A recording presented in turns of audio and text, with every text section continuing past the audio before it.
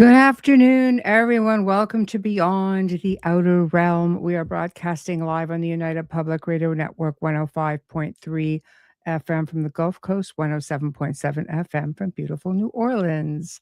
Our guest, I don't know, delayed, I hope, but I know with the storms that we've just had, especially through the US, I'm really not even sure she's got internet. I don't know what's going on. I have not heard from her, but I figured we would get the show started because it's really one of my favorite topics. And I could just keep going.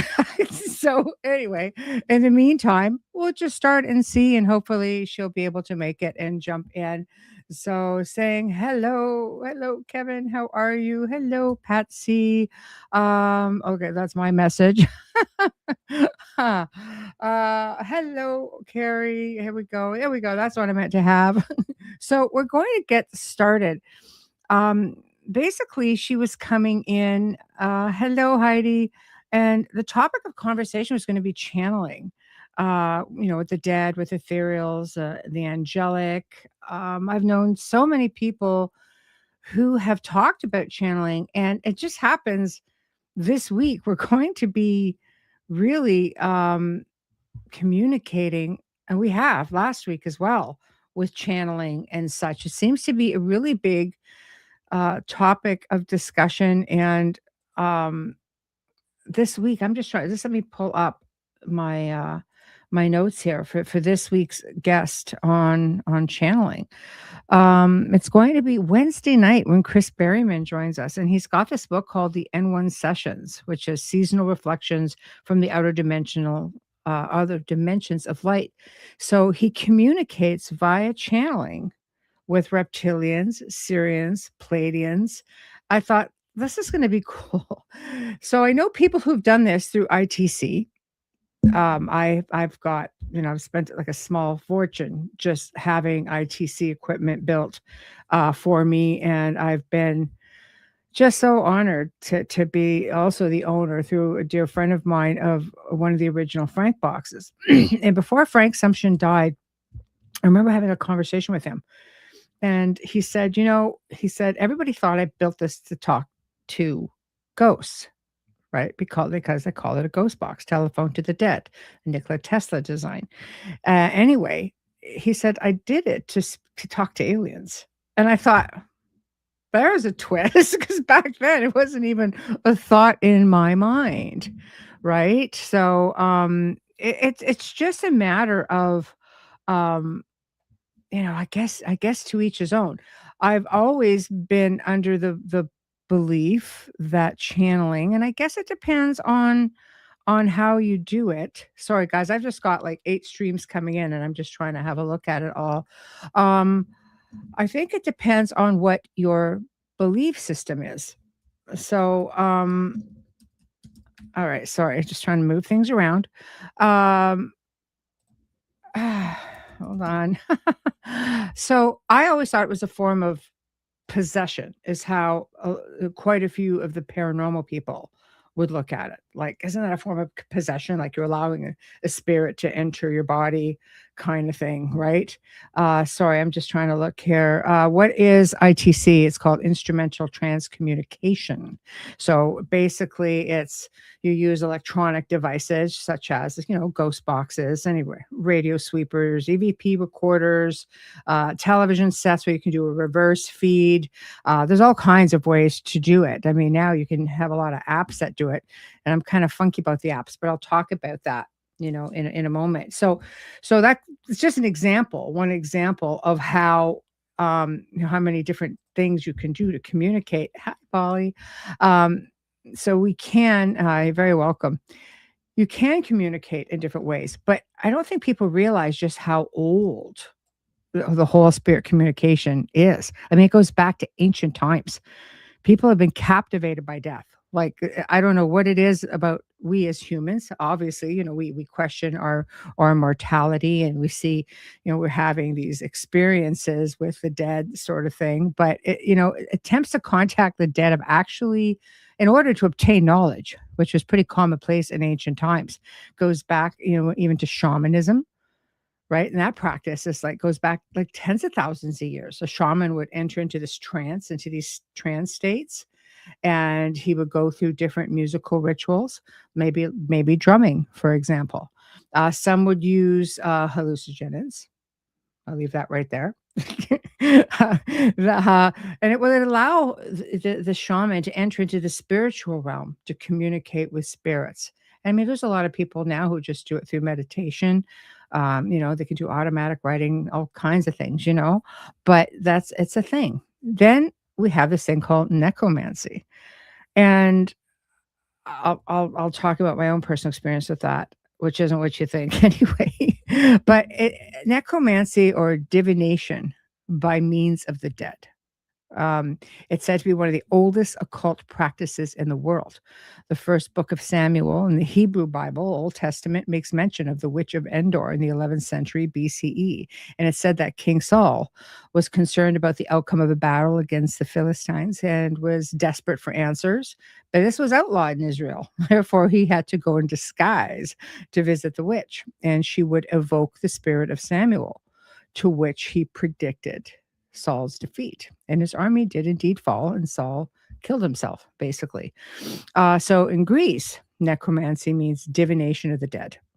And the necromantian, oracle of the dead, was in the temple of Greece dedicated to Hades, an entrance into the underworld.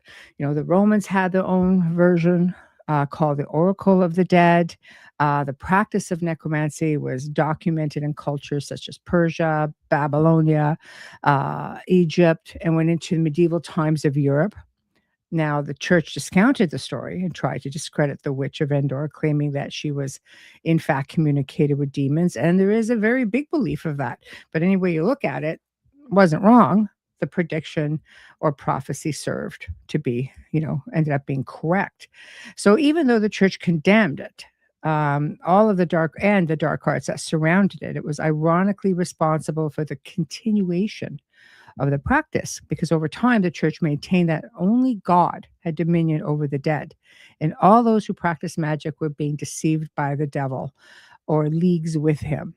So the use of rituals and animal sacrifices, incantations, all of this all over the world, was definitely frowned upon, and it still is. I mean, you just can't go doing things like that. So I remember one time working with a family um, her husband passed away. So I was dealing with the woman of the house, and she and her husband, from what I gathered, did not really get along very well. Like they just did not. And I remember she brought me in. I think I've told this story on the Outer Realm. And I basically had said, when I got called in, she'll want you to listen to this voice recording. I said, okay, no problem. And I started listening to it, and there's this huge growl and just really calling her, not very kind thing. It starts with a C. Anyway, I sat there and she goes, I need to know if that's my husband. I said, I don't know. Is your husband like you? Like, this is pretty harsh. Anyway, as it went on, I found out that she had been doing her own voice recordings and trying to communicate with her deceased husband. And she connected up with a group in, stateside. And basically, they were very encouraging in helping her to figure all this out. Now, there's one thing I've learned in the field of the paranormal is you don't really want to be doing things like that in your own home, because you are, in fact, putting out, communication. It's an invitation to communicate any way you look at it. So things got really, really bad in her home. And I mean, through grieving, because how many times have we talked about grieving, where we want something to happen so bad. We want a message from our loved ones so desperately, anything, any kind of sign. But there are things out there that listen, and something was listening and something did come in. So then I got an unusual request where this woman said, I want you to participate in something that I'm trying. I'm like, oh, I just don't really feel comfortable participating in things in your home, when realistically we should be trying to get rid of what's there. And it was necromancing. She goes, I want to bring my husband back into the physical form, and I have a group of people set up. I said, "Ooh, count me out." It's like, it's not going to be a thing. I am not interested in things like that. So even to this day, There are practitioners and there are people who are in such a state that they would try anything to go ahead and make communication.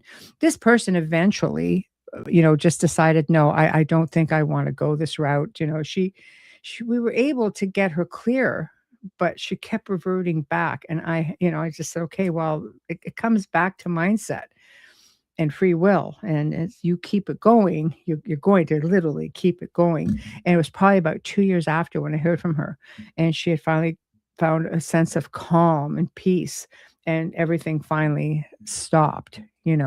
So, anyway, as we get back into, let's talk about talking boards. Okay, talking boards a little bit different than the Ouija board. A talking board, they were actually part of many older civilizations around the world for centuries. A historic fun fact: a board was used in ancient Rome to predict the next king. Right? People have been using boards for a very long time to contact the other side. In China, spirit writing was popular in communicating with the dead between the 5th to 13th centuries AD. And it was only outlawed really like a century ago, which not really that long ago. Now, the Ouija board was introduced in 1890. It was considered to be a parlor game and was very popular into the 1900s until World War One.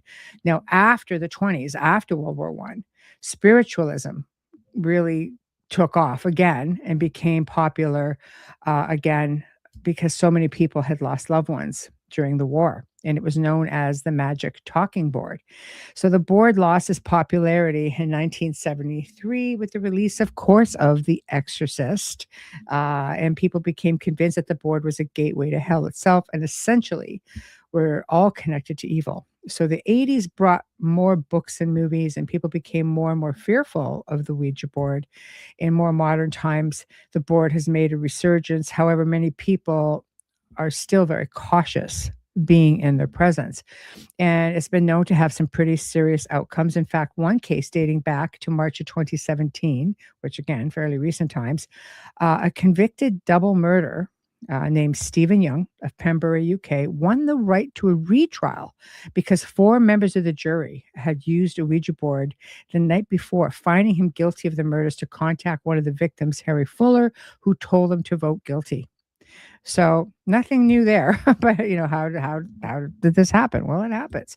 People who have been plagued by non-human entities have confessed to using a board even in their childhood days, which goes to show like these things have longevity. And I mean, I could tell you just a couple of family experiences with a Ouija board. So I grew up in a family that was fairly open with respects to the paranormal and mediumship and things like that. And I remember one time my grandmother telling me a story about my aunt who had played with a Ouija board. And we're talking a long time ago. I am old and she's older. Actually, there was like 10 years difference between my aunt and I. But with that being said, my grandmother told me the story years before. And she said my aunt had been playing with a board and asked for the spirit in the board to show itself to her. It had been very kind to this point. And the message that came back to my aunt apparently was, one night I will give you the scare of your life. Quite a bit of time passed. And the story my grandmother told me was she heard my aunt scream. My aunt was just down the hall from her and my grandfather. And my grandparents came out. And what they saw leaving my aunt's room looked like a humanoid form of just decaying flesh. And it just stopped and it looked at them and proceeded to walk out the door, but it disappeared before it hit the door. Obviously, it just headed in the direction of the door. And my aunt, terrified, of course, basically just said, like, I don't know. It was like this big hunk of flesh just standing there staring at me. She never used the board again until everybody has that cool aunt. I don't think so anymore, but at the time I did because out of like 6 siblings, my aunt was the baby. So again, 10 years between us, and she had come over to the house one night, and I had a board. I know I had a board, but I was experiencing paranormal activity before then, and I know I was probably doing a lot of psychokinesis at that point, knowing what I know now. And, being an experiencer, an ET experiencer, there's just a whole melee of stuff there. But she contacted, I tend to wonder if she brought it in, with her experiences early on in her life, because this thing reacted fiercely to my aunt, and an image sort of burned into the wood, because it was wood. Like, it wasn't one like the laminates like we had. This was wood. And it looked like this really distorted looking face. It looked like it had horns, and just typical looking thing, something trying to scare you, demonic looking thing. And she claimed when she went home that something was in the back seat with her. She goes, it was a very heavy, heavy presence. I didn't have any issues at the house. Like, we didn't have anything out of the ordinary. And that night, she'd come over the next day. She goes, that night, something held me down, like the hag syndrome, held her down in her bed. And she was frightening. And I just, I had somebody who wanted the board, so I can dispose of it. I was like, okay, careful what you wish for. But, I'm 14 at the time. So it's like, yep, have at her. We just don't want it here. So, we end up sometimes in situations, things like this happen in your youth, and they don't realize, because I've worked with many people over the decades. And I said, like, have you ever tried communicating with something before? Like, let's say a Ouija board, because it's the most common. And they're like, yeah, like when, like 30 years ago, it's like, yeah, but there's longevity there. They're not bound by time or by space. So there is longevity any way you look at it. And people get plagued even now.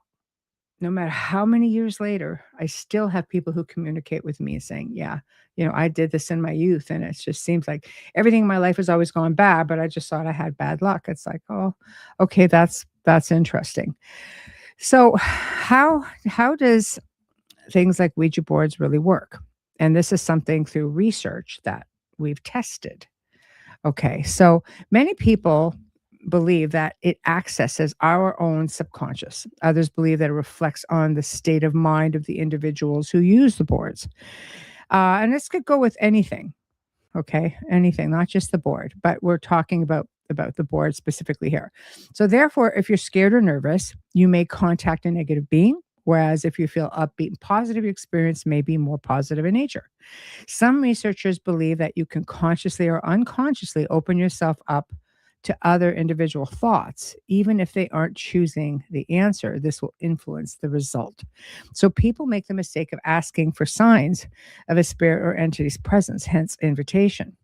They don't take the session seriously, therefore potentially leaving themselves open for something to come in easily.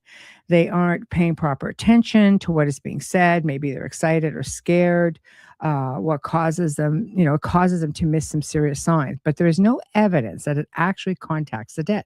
And some researchers believe that the folks simply hallucinate while having experiences, maybe themselves could be projecting. Now, here's some of the examples. I've had people, when in communication, again, researching, just trying to figure out the root of things when I'm going into a place. So, we've sat there with a board, and I've said, okay, everybody clear your minds and see where it goes. And many times, if there's nothing there, the planchette does not move. So I said, okay, so let me try, and then we'll take turns with thoughts. And I would basically just have a thought in my head. Something as simple as, the planchette starts moving. I'd say, go to the right. And the thing would just fire off to the right, and I'd say, okay, come to me. And it would come to me. Like things like that. It was just bizarre. So I think when you have, and this works, it can also work with ITC. If there's something in your mind, your mindset, are you projecting out those thoughts for something even to grab it? It could still be paranormal in nature, or it could just be that we are PKing and projecting that stuff out. Okay, so I brought something bad in from a Ouija board in my youth. She claimed to be my spirit guide, but I think it was evil and it lingered a while. At one point, the board was spinning under the planchette and the feeling of energy was so crazy. If it wasn't spiritual, then PK. It could have been PK, or it could have just been, a spirit for sure. It could have been.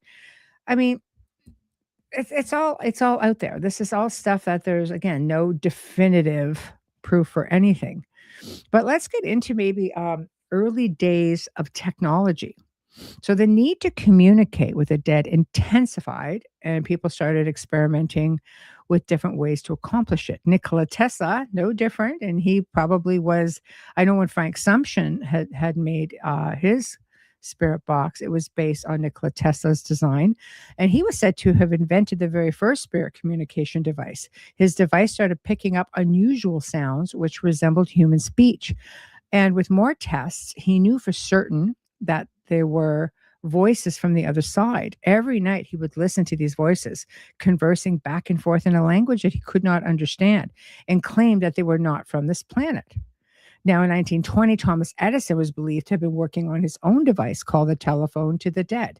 Yet many people believe it was a hoax, as no prototypes of devices were ever located, and he never did make contact. But apparently, there is in his museum. I think there is a small device there. So enter ITC, again, instrumental transcommunication. Device, whatever one you choose. EVPs, electronic voice phenomenon. These messages or methods rather focused on the use of electronic devices to capture disembodied sounds that the human ear couldn't pick up, or capturing evidence of spirits, or even in photographs, which are pretty cool when they're showing up on negatives and such. Attila von Zale, I hope I didn't pulverize that, an American photographer in the 1940s, experimented in capturing disembodied voices on a 78 RPM record. It wasn't until teaming up with psychologist Raymond Bayless in 1956 that he was successful, and only after switching to a reel-to-reel tape recorder. They published a book called Phone Calls from the Dead. So worth checking out if you guys can find it. The book is called Phone Calls from the Dead. EVP research continued into the 1950s when a man named Frederick Jurgensen unexpectedly captured voices while recording bird songs one day. He went on to spend years doing EVP research. He went on to team up with Latvian parapsychologist Konstantin Rodiv. Together, they made several more recordings, and Rodiv was believed to do more than 100,000 recordings throughout the course of his life. 1980, George Meek and Bill O'Neill invented the Spiricom, which was a large computer with 13 tone generators that spanned the frequency of an adult male voice. They allegedly claimed that the device allowed for two-way conversations with the dead. And then 2002, Frank Sumption created a device that swept through AM radio frequencies, and now, of course, it does FM, and created white noise, to which would allow spirits a way of communicating via radio bands in real time, and it was known as Frank's Box. So that is the gist and history of course, the electronic side of things. So, okay, so let me see now. Here we go. The chat, all sitting here. The wisdom. Yes. Well, this is great. Thank you. I love this. I love just sitting here and jamming with you guys.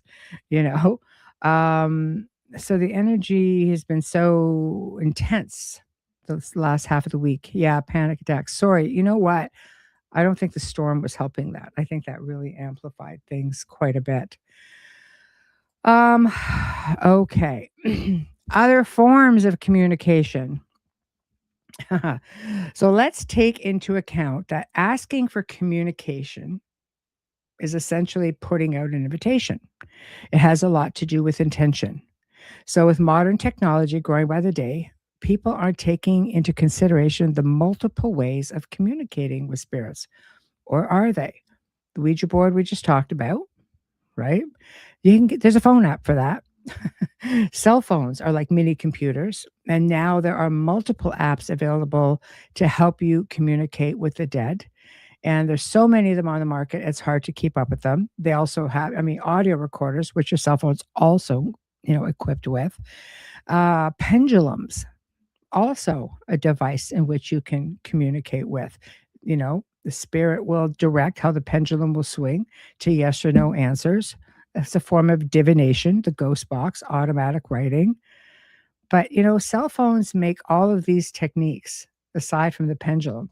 And it is incredible how people, I mean, just it just eats this stuff up.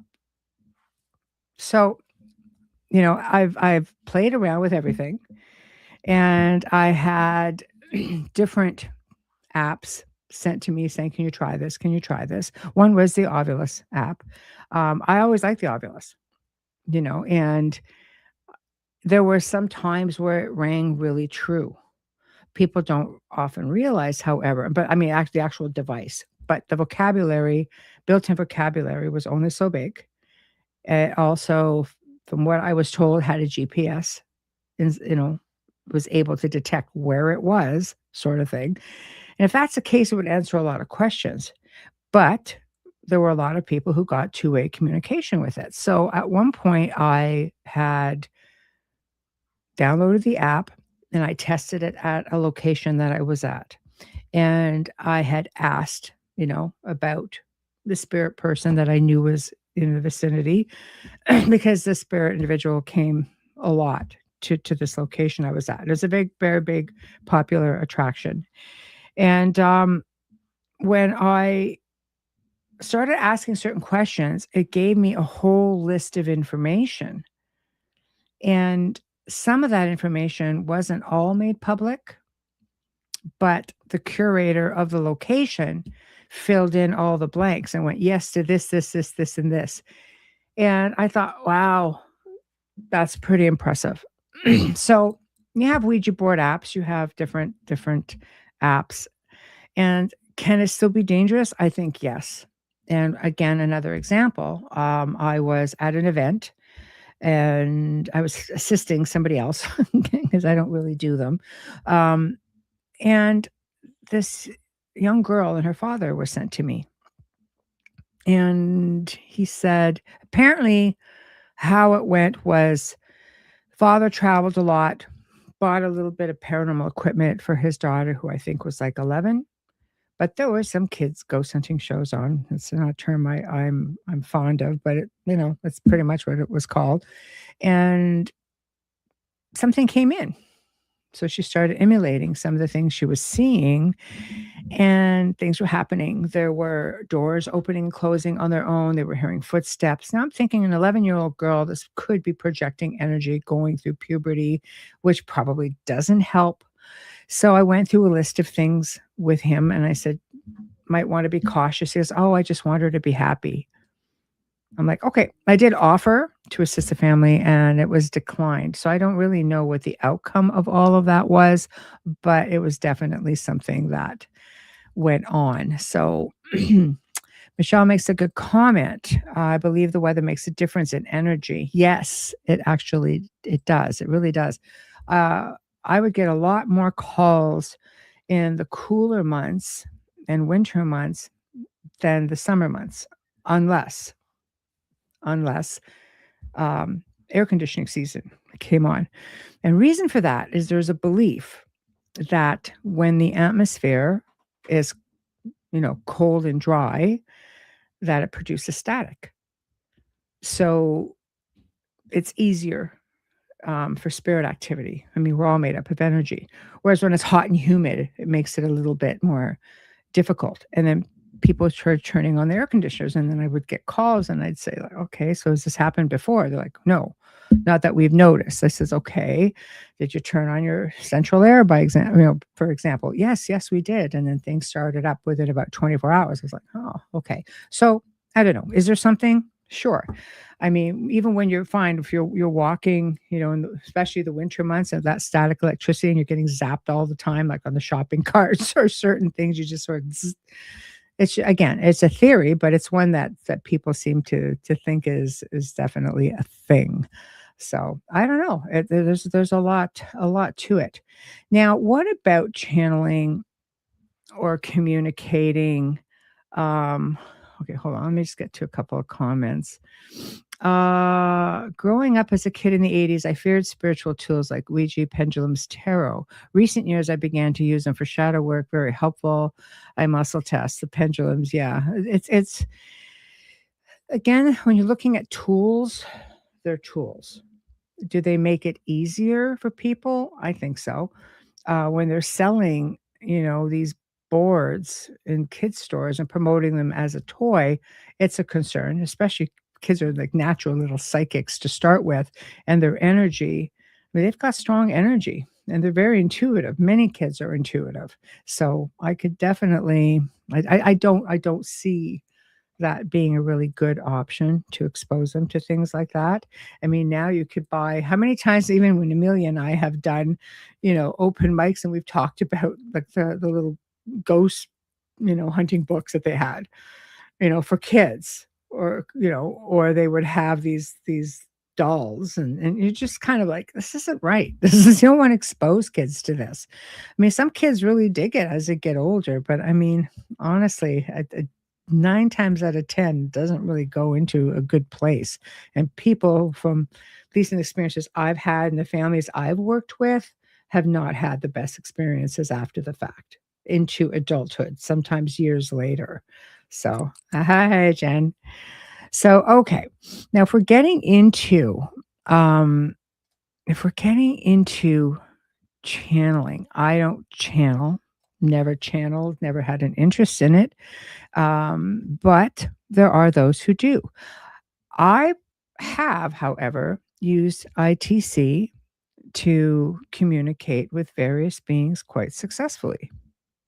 So again, you have to take it with a grain of salt because you don't really know what's coming through. Now, Barbara, I know, has talked when she was on the show the last time that she channeled Einstein. I know other people who have. So, are we dealing with an energy who's claiming to be Einstein? Are we dealing with Einstein? Because Einstein's real communicator. If that's the case, because I know groups of people who do this together and are able to get Einstein, and he gives all kinds of information. And I know Barbara talked about this on the last show. If you guys didn't catch it, you really should. It's just amazing. I can tell you through ITC the experiences I've had. Just I mean, I was introduced to ITC through a friend of mine, Christopher Moon, and Chris had the very first Frank's box, and I used to do multitudes of sessions with him because it intrigued me, and I thought, as a researcher, I thought this was like, wow, amazing. And the researcher in me would often, do a session, and then I would go because I had worked with so many incredible mediums in this field, and I've since met so many more. Anyway, um, so it got more and more interesting. But I would go, for example, I'd talk to a friend of mine, and I'd say, okay, this is a type of reading that I received, and I communicated, you know, um, I did it this way through ITC kind of thing. So I would get readings but I would make sure I cross-referenced them, and it's never been debunked, at least not for me. So the information for me was always accurate. I remember spending time in Lilydale. I've had spirit paintings there, 2 incredible spirit paintings. They take hours to do for the large. I had large, just beautiful large ones done, and it was like 3 or 4 hours, and she would go into this sort of trance, and she would just paint and talk about, these different beings or, in my life through past lives or guides, and I mean, all kinds of things. And my next ITC session with Chris, it would bang it all out.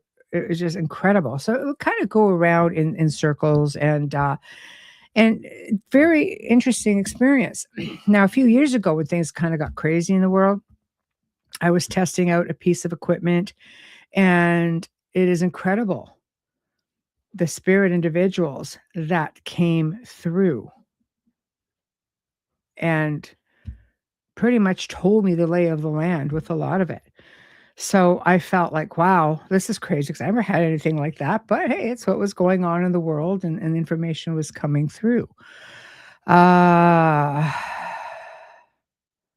yeah, I have one. Yeah, I do have a Frank's box. Um, they're pretty incredible. It's for its time, it really was the way to go, and it still works amazingly with other devices that you can connect to it. But I did have another one built based on that, just a little bit more sophisticated.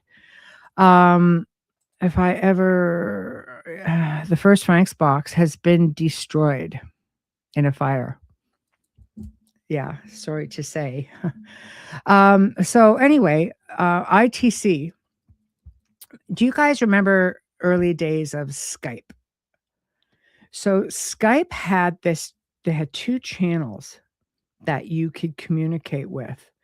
And you could thing is you don't know who's on the other end. But it was like a jumbled white noise type of thing, and people claim that all these voices would come out, crazy things.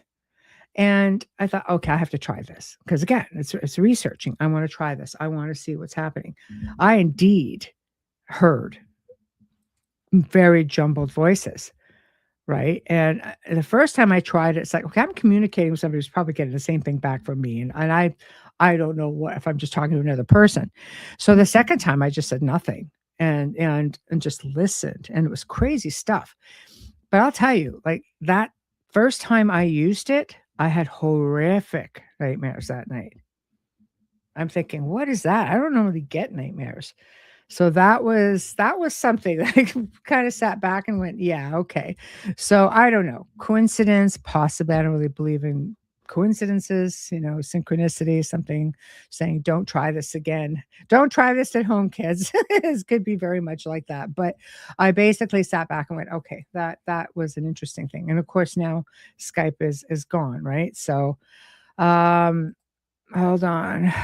The Bible says to test all things in spirits. You nailed it and beyond. Yeah. Thanks. That was a heck of an experience, though. Hi, Shirley. I love when people do ITC through photography.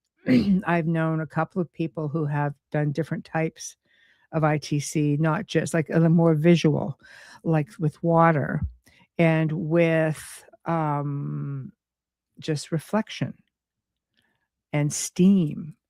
So the last house, the manor that, you know, that I called home, um, we definitely tried the whole steam thing, and we did, photographs with it and got crazy things, just crazy things. It's just like, it's interesting because you have to factor in pareidolia. So it's like, okay, we may want to just not get too hyped up about this stuff.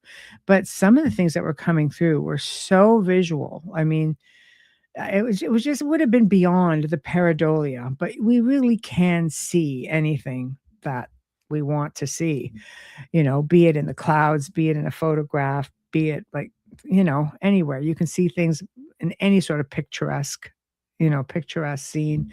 But it was a little bit, we tried it one time and thought, let's not poke the bear just in case, even if you go off channel on TV, you will start to see images, hear voices if you're open to receiving messages. Yes, and you can do what's called like a reverse feed with your video camera as well. It's very, very interesting. A lot of people have gotten pretty interesting images with that and sounds. So there's definitely this is something that's been going on for like eons, you know, eons. People have been doing this. Um, my TV just turned on and went on relaxed, chill out music all on its own. Paranormal stuff going on here. Well, it's the afternoon for it. Yes, tried with the smoke as well. Very, very interesting. Um, when I look at the floor or walls, I can see little sparks bouncing everywhere all of my life. Anyone else? Very, very interesting. So, I mean, if you're getting into what is exactly channeling, a practice, and this is just the Google version, a practice of receiving information, guidance, or energy from non physical beings, spirit guides, angels, deceased souls, by shifting one's consciousness to a higher frequency, often through meditation. So it serves as a bridge for receiving wisdom or messages with methods ranging from conscious intuitive insights or trance like states. So I think when people say, no, this could be a form of possession, I think it would be more along the lines of a trance like state. You certainly do, in that instance, open yourself wide up to those possibilities. Core aspects of channeling. So, channeling involves acting as a conduit for another consciousness, allowing it to speak or convey messages through you. The types of channeling can be conscious, aware of the surroundings, semi conscious, retaining control, or unconscious, where the entity takes over. See, yeah, that one there makes me a bit nervous. Um, Methods. Common techniques include meditation, automatic writing, and focusing on blocks of thought. Okay. So the purpose, often used for emotional healing, gaining life clarity, connecting with higher guidance. Protection. Practitioners often emphasize setting a sacred space and maintaining high energetic vibrations to avoid negative influences. So then it goes into a whole thing as to how to begin, which I don't want to be responsible for that on my show. But anyway, yes, there is that. You guys can look that up. But while some consider it to be a legitimate form of spiritual communications, others suggest it may be an expression of the subconscious, or in some cases, a potential avenue for deception if not approached carefully.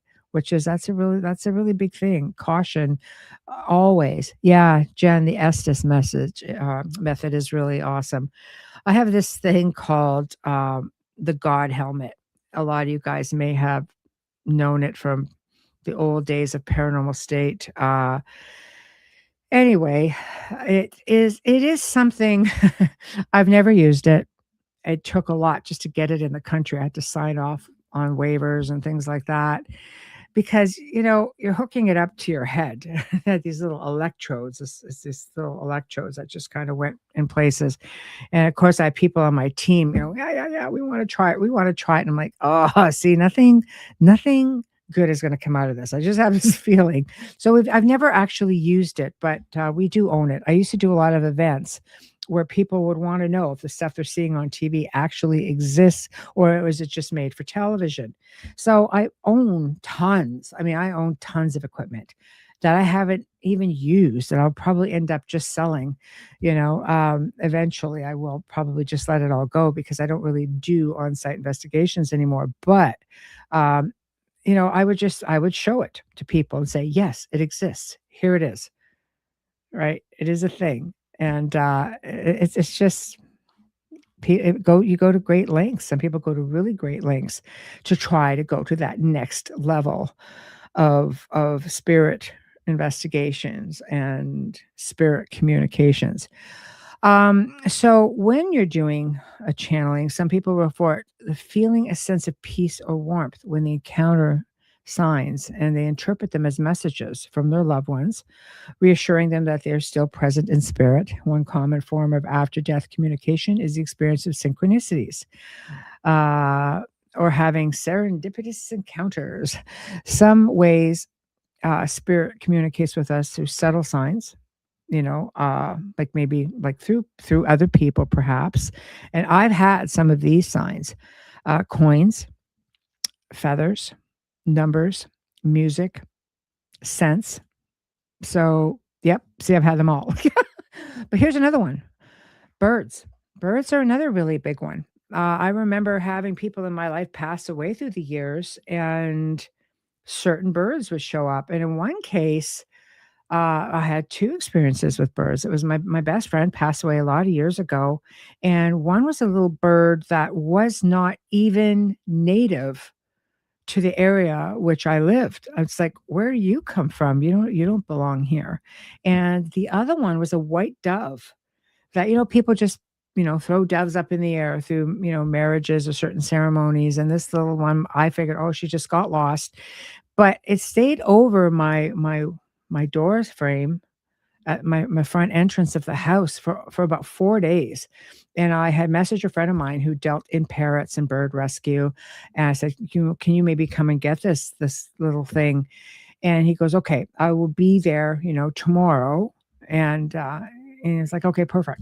And probably about an hour before he was set to show, this white dove disappeared forever, never to be seen again. I thought, wow, it's just incredible. So birds are really another one. And of course, they can manipulate electronics. I've seen that happen. My daughter had this crazy Harry Potter, it's just like a motion detector that she had. I put it up high because I said, I don't want to listen to this thing every time somebody walks in and out of your room. So we put it up high. It was more decorative. And that thing would go off every day around the same time. And I'd be just like, come on. It was around the time that my friend would call me, because she would call me 3 times a week, because we were long distance back then, and in and around that time, that thing would start. I'd be just like, "Okay," and the only time it ever did. So, very, very interesting. So, I think when you're looking at things like that, it's very easy to be intrigued. I think when you first have that one exceptional encounter, you sort of just sit back and the excitement, builds up. It's like, "Oh my god." I had that with table tipping. It was just that thing started moving around on its own. My hands are up like this, and the table was so heavy. It's like one of those restaurant tables with a really heavy cast iron base, and the thing was, like, going on a side, one way to the other, and we're just sitting there going, "Oh my god, like, what is this?" But the location was so ridiculously active. And when I was in Lilydale, again, participated, in their version of a Victorian seance and table tipping, and things just started going crazy. Like, you saw tables walking around all over the place, these incredible mediums, with just all of this energy, which I'm sure there was a lot of projection in there as well, because the people who were participating, like, were just so, so excited, and I'm sure that adds to it. I'm sure that adds to it. Okay. My granddad recently passed and owls were everywhere. Lots of signs and messages, and a real sad energy came over me for about an hour. Oh, I'm sorry. And, find it just so interesting, because they're just showing you that, hey, I'm still here. And maybe we need to look in doing spirit communication. We need to maybe look at afterlife as a whole. Like, what about afterlife? What about the whole aspect of afterlife? Not I found it very interesting, because not all souls, I saw this recently, not all souls immediately cross after death. Dolores Cannon had explained that souls who are, like, deeply immersed in fear or addiction or negativity could find themselves in the lower astral realms, not as punishment, but as a continuation of the consciousness they carried in life. I guess this is why, it's good to sort of let a lot of that stuff go before you pass, So these souls they're never abandoned. The guidance is always there, patiently waiting for them to return onto their journey, so they can continue, to the next level of their life. And maybe that's the way we have to look at it. Do we look at it as, the next level? It's tough, because we live in this physical place, and we tend to attach to physical things. I always do the joke about, my son and the attachment thing, but it really is it's true. It really is a thing. And we can't seem to let go of that physical. So when someone passes on, we it's even though it's the personality and the spirit and the essence and everything that encompasses them, their fears, their loves, their humor, everything, that's essence, right? But we miss that physical. We want to be able to shut up, Wayne, with the chairs. I know. Old world chairs, though, just saying. We miss that physical. We want to touch them. We want to we want to hold them. We want to look into their eyes and look at their face when we have that conversation, or we just want them in our space. But most times they really are in that space. So if the afterlife, or let's say life after death, is a concept which refers to existence of an individual's consciousness, we know the identity continues after death. We know it does, right? Because we get these experiences. Now, again, there are those who say, there are certain faiths that will say, no, these are all demons. And if we look at Nathaniel Gillis, who's been on the show with the phenomenon, sure makes a lot of sense when you think about the levels of communication with various individual ethereals, whether it be extraterrestrial or demonic. Some people believe they're one and the same. There's so many beings out there that some are love and light and some not so much. It's just much like people. If you have, a person who's not so great in life, he's not going to be so great, after in the afterlife either. So it's all things that we need to consider. We have to look at all concepts. But I love the connection with the afterlife and extraterrestrials, because it explores if extraterrestrial beings are involved in consciousness, which I truly believe that they are. We're all beings. I mean, you get some that maybe seem emotionless. Does it mean that they're without, they all have, everything has essence. A plant has essence. A tree has essence, a bug, everything has essence. But there are theories that suggest that aliens might be interdimensional beings, guides for souls, beings from other worlds, right? Just like lokas in Hinduism, that exist beyond our physical reality. So often linking alien encounters to near-death experiences and spirit communication, perhaps suggesting a shared cosmic reality where consciousness transcends beyond the physical, beyond these dimensions. So there are a lot of different spiritual traditions that basically, that researchers say, well, yeah, you know what, we can perceive this as a ghost or spirit, but maybe it's advanced alien intelligence, or it's our soul's journey. Maybe we journey to other realms. Again, how many times have we talked about this? Where we travel when we sleep. Why not? Why not? So let me look at, okay, because I went in and copied this stuff up. Interdimensional beings, the key concepts and connections. Interdimensional beings, researchers believe aliens aren't just physical beings from other planets, but exist in different dimensions, interacting with our reality and potentially the afterlife. Consciousness and the soul. The idea that consciousness survives death is central, with some theories posting. Okay, I don't even know what that is. It's a copy and paste, so I don't know.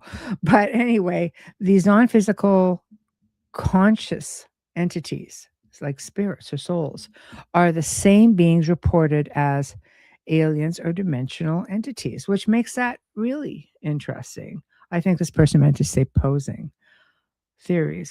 I can't even guess. Anyway, so that is an interesting theory right there. Alien contact and NDEs. Many NDE accounts describe encounters with beings resembling aliens, such as greys, for the most part, suggesting that these experiences might be genuine interactions with non-human intelligence in a non-physical state or dimension. Spiritual texts and belief. Various religions, including the Baha'i, Hinduism, even interpretations of the Bible, suggest life exists on multiple worlds or realms, aligning with the idea of advanced beings beyond Earth. A shared phenomenon? Absolutely. Experiences like psychic premonitions, alien abduction reports, communication with the dead often overlap in narratives, suggesting a unified phenomenon. So Jeff Selvers has been on our show actually. Um, but according to his experience, the rising experienced the rising with gray aliens, leading him to believe they possess a greater understanding of spirituality, dimensions, and life after death than humans comprehend. Whitley Strieber, prominent writer, right? We all love Whitley. I love Whitley Strieber. He connected with his alien encounters with themes of death, consciousness, and the afterlife, noting how witnesses often see deceased loved ones and alien visitors simultaneously. The Baha'i faith teaches that God's worlds are countless, implying other intelligent life and spiritual realms with no singular heaven or hell, but states of nearness or distance from God. So if we're getting into some of that, that gets really funky because you can look at what is hell. Some people say this is hell. This has to be hell here. I mean, we're all getting, we're all getting our karmic due due karma, and it's hard. Life is hard here. It's like, Wayne and I have had discussions on our open mic stating that everything here kills something else for the most part, right? It's just, there's something here. It's just not all love and glory. And Lord only knows with the state of the way things are to this day, we have to ask ourselves, are we on a prison planet? And it's funny, Wayne just said that. Are we on a prison planet? I don't know. We're sort of, we have to consider it. We have to consider it. But again, again, many, many theories with that. So if we're looking at the different, um, the different things that we've seen throughout history in spirit communication, I think, I know you guys are going to agree with me because we really have had incredible conversations with us here in the chat room. But we knew way back in the day, and one day I want to do a show on this and really get into bells and so on and so forth, but they knew back in the day with bells that there was some kind of a frequency thing that would repel, let's say, demon and negative ethereals and keep things from shape shifting, allegedly. And during the war, it was a good time to say, we're going to take those bells down, right? Because it's a war, the war effort, everything goes. But the problem is that allegedly, there are photos out there, if you can trust a lot of them nowadays, because we live in an age of CGI and now AI, but a lot of these bells were buried. So why were they buried? Some of these things are behemoths. You don't just pick them up and melt them down. Like, I mean, they were huge. You would go into any town or city and they had huge bells. I mean, huge bells. And I don't know. Again, you still see some. There are still places in the world that have them. And there are still places now that are bringing the bells back. But why are we finding like just like large holes loaded with bells? They didn't do anything with them. Why didn't they do anything with them? Not that they didn't do anything with some of them, but they most certainly didn't do things with as much as they said they were going to do. So you start exploring, what the idea was out again with frequencies. Frequencies can heal you.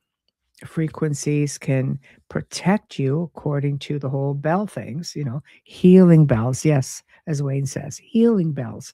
We know it's a thing.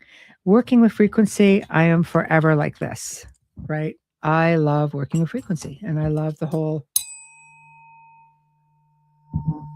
Doesn't that sound great? I have a gong. I've got bells, bells, bells. I got so many bells. I love working with bells. And it can do a lot of really great stuff because back then the bells were used for healing frequencies. The entire city, each one created a frequency. Each frequency interacted with we as people in a psychological and non-physical way. Some of these frequencies can help you, they can heal you, motivate you, make you feel good, but others can destroy you from the inside, and let you live in fear, worry. It can affect your consciousness. So, kind of makes you think, there are patents for that, by the way. Nowadays, there are patents for that. Frequencies. If we start looking at the new technology with everything that's around us, we are energy. It's not out of the realms of normal to think that we cannot be affected by frequency. We have towers everywhere. We have multitudes of things that emit frequency, power lines, right?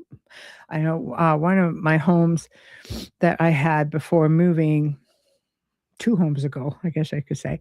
I was there for 30 years and there were huge power lines way back, but it was one of those long strips, you had a whole long strip of big giant power lines with the big three arms. They were massive. And I'll tell you, that whole area was active. It was really active. And I think that that had something to do with it. I've had people say, I can't sleep because there's these power lines too close to the house. And you have a bedroom at the front and you have power lines at the house. They could hear them in the transformers. They would just hear them. And it didn't make them feel good. They were sick or they were just agitated. So, I mean, these things can affect us 100%. Okay, so I'm just going to get to some of these. Okay, some of the comments. Bells can save you many ways. Even wearing one while hiking saves you from startling a bear. Yes, true. I put one of those on Dexter. I put commercials for calming sounds on mute. That sound gives me a headache. Yeah, wind chimes. Oh, we love the wind chimes. We have them here also. I say, I love bell sounds. We have a big mixing bowl at work, and when I wash it, spray it, it makes a chime-like sound. And why not? They do. Singing bowls as well. Yeah, singing bowls. See, there are a whole lot of ways just to give and soothe you, right? And I like to put on binaural beats. I love to connect with the different energies, and I've recommended these to people for years that I've worked with, just for calming. I said, "Just listen to binaural beats," because it's not like, you can not everybody can go to a place where you can work with these different instruments or tones, but binaural beats, I mean, you can get that just on YouTube. You can get it pretty much anywhere now. You can get apps with them. I used to love falling asleep to the sound of thunderstorms. But I had an app that could blend 3 different types of lightning and thunderstorms. So when you blended them together, it was this incredible sound, and that's how I would fall asleep. I loved it. I love the sound and the frequency of it. So it's just there are different things. I mean, we live in a really wonderful, on this planet that emits its own frequency, So I mean, you just tune in. People who work with energy, you can tune in to the planet's energy, the Schumann resonance. Like you can. People are affected by the planet's frequency. And the Schumann resonance is this exact, it makes a lot of sense when you watch it. It's great. You can get an app for it also, and the place is out of Russia that monitors all of this, and they post it, and they'll say, "Okay, I see people posting all the time. Okay, this is what the Schumann's doing today. Is everybody having a hard time sleeping? Is everybody feeling agitated? Is everybody, And you could see how this frequency goes up and down, and how it actually affects people as well. So it is really fascinating when you start following the whole world of vibration and such. It's so crazy. I find binaural beats very effective. Unfortunately, I have zero memory recall when I travel that way. Yeah, you know what? I remember when Randy Goodman was on, and he was talking about the brain and how the brain works, and how we tend to really use a lot of what's here, whereas in dream state, when we forget, is because it moves backwards and we need to move it forward. So that made a lot of sense to me. I don't know, it's hard to do. I think just to go, because I forget all mine too, and I was an amazing lucid dreamer. I could basically fast forward my dreams. I could pause them. I could rewind them. If I really liked where I was or who I was communicating with, I could rewind it and come back. So I thought that was, I mean, I love that. I was just like, gosh, that's incredible. And then all of a sudden, it just stopped. I just stopped lucid dreaming. But let's talk about, communicating with ethereal beings or extraterrestrials. How many people have had really incredible angelic experiences? If you have, just put it down in the chat. I'll share it up. But I mean, every night, and I learned this from my mother. Every night before I went to bed, I would make sure I had, again, working through energy, I would make sure I had protection on the property. And I wanted to make sure that, my family would be safe, my children would be safe. And I would just sometimes just talk to angels. My mother talked to them all the time. I thought, okay, I'm just gonna tap in and I'm gonna do this. And I just find I started having incredible experiences with them. I remember one time, my one son who was like 3, he was a sleepwalker, scared the heck out of me. But I woke up because my thing was, capture after a dream ago. Okay, well, to be continued tomorrow night. Yeah, I seen that caption after a dream years ago. Ah, that's right. And I would do that starting point. Pick your starting point. Um, so something woke me up in the middle of the night. It sat me right up in bed, and I felt this hand on my back, and I startled. And I'm like, what's going on? And I looked, and I could see a form, walking towards the stairs. And I focused and realized it was my son. So even though there was a gate, it really wouldn't have taken much to topple it over. After that experience, I essentially had somebody come in to child-proof the house and put up a gate that could not just pop off. I mean, it was bolted in at the top of the stairs. So I just ran over to the edge, turned him around, not to startle him, and pushed him back. Another time it was, again, one of my sons just as a baby. And I did, see son, I did, Michelle, something like just blasted my name out at me. It's like a big loud whisper. I was like, oh my gosh. And again, then I could hear the baby monitor, and he was struggling with a blanket around his head. Even though baby blankets are you're supposed to be able to breathe through them, he was still panicked. So, I mean, he wasn't an infant at that point. It was, but he still, he was still having this panic. So this was me saying, if something happens, if somebody comes onto the property who shouldn't be here, or if one of my children are just in distress, make me aware. And that's something I always said every single night, make me aware. And I always was. If somebody had come on, because it was a large property, right? And if somebody had come on, I was aware. They would wake me up. And then it went into like daytime stuff. I just remember being, at a warehouse store, and I went just to bend down to look at something, and something stopped me, literally physically stopped me from bending any further. And when I looked up, there was this large uh, piece of wood. I guess it was just like a big sliver of wood pointing right at where my eyes and face would have been.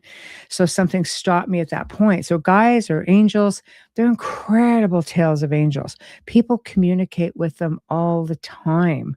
Dr. Christopher Macklin, we did a whole show on angels, with channeling them and getting incredible messages from them. I mean, angels have been messengers as well as much as warriors for millennia. You know what I mean? So I mean, what they say, well, you can't always just communicate with them, but people communicate with them all the time. So it can definitely be done, and I highly recommend it. I know people who have found great peace in communicating with the angelic realm. So let's get into ET. So with ET, do we do we can you communicate with them via ITC? I say yes. I've had great experiences through ITC and communicating with them. But then again, we've had great experiences just in real time with them as well. Hold on, comment. Yes, my guides are comforting when I need them to be. So much love. Absolutely. Hello, Annette. Hello. I definitely have used ITC, especially after when chatting with Frank Sumption, saying no. I communicated with him and learning Nikola Tesla. Believed that he was dealing and communicating with beings not from here. And I think he just called them, from outer space, Martians. So, yes, I think it's definitely something. And I've had recordings like through ITC communications. I remember when I had a guest on and I said, well, I keep hearing these clicking sounds like it's just stuff like that. I had always assumed, well, maybe they're grays because grays tend to be very attracted to dolphins, which makes similar noises apparently, hence Order of the Dolphins, right? With Carl Sagan, they believe that maybe that whales and dolphins were the answer to communicating with certain extraterrestrials. There have also been sightings of saucers over the water and dolphins congregating under them. So there's something to that for sure. But anyway, my guess is, no, that's a mantis. Fuck a mantis. What? So, and that's without knowing a whole lot about them. I mean, some people are really on the fence, but people had great experiences like anything, others have not. So I thought, okay, that's interesting. So we did capture that. And we've had other beings come forward as well, through ITC. And again, interesting. Can it be? Yeah, absolutely. But I'm always one that it's like, try to talk to me in English. Again, it's all more along the lines for research, because I've had my share of experiences, with them just through visions, downloads, and I think that we can communicate with anyone or anything if we are in the right frame of mind to do so. And if we can get into a good meditative state where you're in a good environment, where you feel safe, where you feel protected, then you can just give yourself to that moment and just wait and see what comes in. I mean, let's use ayahuasca as an example or DMT as an example. People have reported seeing extraterrestrial beings come to them when they get into that state. So we know there's definitely something to it when you get into a certain state. When you're just falling asleep, and especially in the morning hours, if you wake up for a bit and you go back to sleep in that state, I've had people on the show talk about that one moment, and I've tried that. And I've tried before going to sleep where you're just asking for communication and then you just start seeing all kinds of, flashing images. Sometimes you'll see words, sometimes you'll just see a being. And I think that's really like fantastic. So if you're getting that and you feel safe in having that kind of a communication, then I would say, yeah, just pay attention. I think that's part of the problem is we don't pay attention. And maybe those frequencies have something to do with that, keeping us scattered. Maybe, the type of energy that's being emitted right now, just pummeled out there. I mean, let's face it, we have satellites all over around our immediate airspace. Well, not immediate, but, space. We have frequencies, towers, wires all over the place. Wi-Fi, that's a big one as well. Those pucks that you put up with Wi-Fi that creates this web. Well, that's energy. That's vibration frequencies coming at you. So you are taking that in. You should just turn all that off at night. And people say, well, the phone, the phone. I know that's a problem. The phone. We have to give ourselves a safe space without the interference from all of this electric, all of this technology. I'm thinking that you would start not just sleeping better, but you would probably start having more vivid dreams, communication, recognizing which is which. Is this a dream? Is this a communication? Is it a download? what is it? But as long as we are surrounded by all this technology 24/7, you're not going to connect up the way you think. I don't think we were meant to connect up, even though you would think that some of this electronic stuff can really amp things up, tune things in. It does. It does, I think, when things come in, but it might not be the things that you want to have come in. So if you're looking at just kind of stepping beyond that and having recollection, then you need to settle your environment down. Listen to those binaural beats when you get into a meditative state. I've done it. And then, I ended up like with a clear voice. And it was it wasn't in my mind. I mean, I heard it in my ear. It was kind of like, oh, wow, okay. So I think it definitely takes you somewhere. And that maybe is the way to do it. Maybe we have to slow down, pay attention, and get into, again, a good meditative state, and you may be able to start really having phenomenal experiences. So our show is a little bit different than what we had anticipated today. I really hope that Barbara is okay. I know she had confirmed being on. All I can guess is, of course, is that maybe she's affected by the storm. There's so many people without power, meaning they would be without Wi-Fi, no way to communicate. Sometimes it's good to have that old landline in there. So we had one put in for emergencies. You just don't know.